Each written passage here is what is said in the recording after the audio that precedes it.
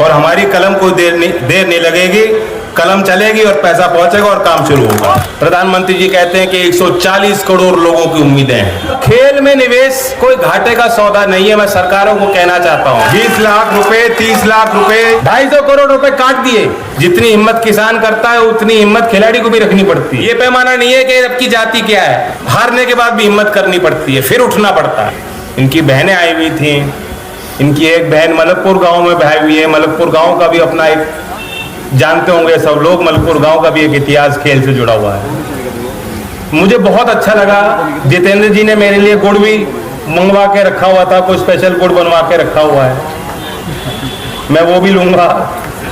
तो दिल्ली में तो सारी चीज मिलावट की मिलती है, और मुजफ्फरनगर आओ और यहाँ का गुड़ ना खाओ तो क्या किया।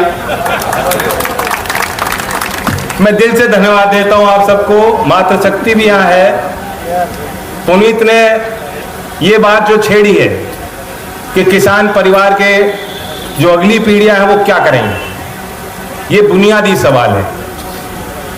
इन्हीं सवालों का उत्तर ढूंढने के लिए, सरकारी नीति में परिवर्तन लाने के लिए लोकदल का निर्माण कवि चौधरी चरण सिंह जी ने किया, और वह भी यही सवाल आपके बीच किया करते थे कि जमीन बटेंगी बढ़ेंगी नहीं।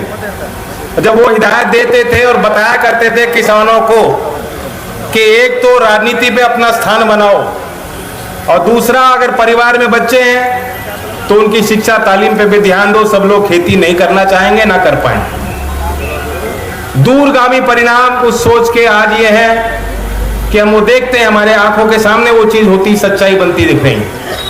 अगली पीढ़ियां गांव में पल रही हैं, किसान परिवार से हैं, लेकिन खेती से उनका गुजारा होने वाला नहीं है, नए काम ढूंढ रहे हो।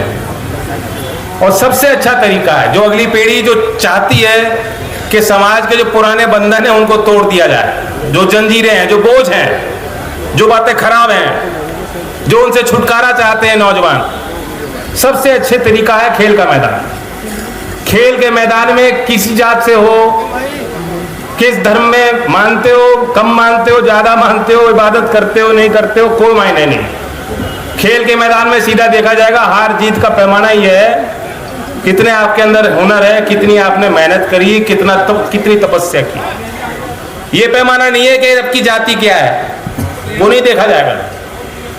जीत जीत होती है, हारने के बाद भी हिम्मत करनी पड़ती है, फिर उठना पड़ता है। जितनी हिम्मत किसान करता है उतनी हिम्मत खिलाड़ी को भी रखनी पड़ती है। हर खेल में जीत हासिल करना संभव नहीं। और पुनीत के हौसले को देखो, एक मेडल में सिल्वर है, एक कांस्य पदक, ब्रॉन्ज का पदक आपने जीता है, और अगली बारी की अभी से सोच रहे हैं कि अगली बारी मेरी ओलंपिक्स है, उसकी तैयारी में मुझे जुटना है। पुनीत ने मुझे एक और बात कही, जो बात मैं जगह जगह कह भी रहा हूं, कि खेल की ये जो उपलब्धियां हैं, पश्चिमी उत्तर प्रदेश के नौजवान जो खिलाड़ी आज मेडल जीत के ला रहे हैं, हम ताली भी बजा रहे हैं, उनके सम्मान समारोह में भी शामिल हो रहे हैं, उनकी खुशियों को बांटने के लिए आगे आ रहे हैं। लेकिन हमें यह भी सोचना चाहिए कि मेडल किन परिस्थितियों में जीत के ला रहे हैं नौजवान। सरकारों ने इनके लिए अब तक क्या किया है कि यहां तक ये नौजवान पहुंच पाते। इनकी मेहनत को आप देखेंगे तो 99% इनकी मेहनत है, 1% समाज का सहारा होगा, और सरकार की सहायता, सरकार की सुविधाएं शून्य। ये चमत्कार से कम नहीं है कि मेडल जीत के ला रहे हैं। 5 बीघे के काश्तकार हैं। बहुत कठिन होता है कि कभी कोई कल्पना भी करेगा कि 5 बीघे का काश्तकार, एक होनहार बहादुर नौजवान, सेना में नौकरी भी हासिल कर लेगा और देश के लिए गौरव भी कमा लेगा।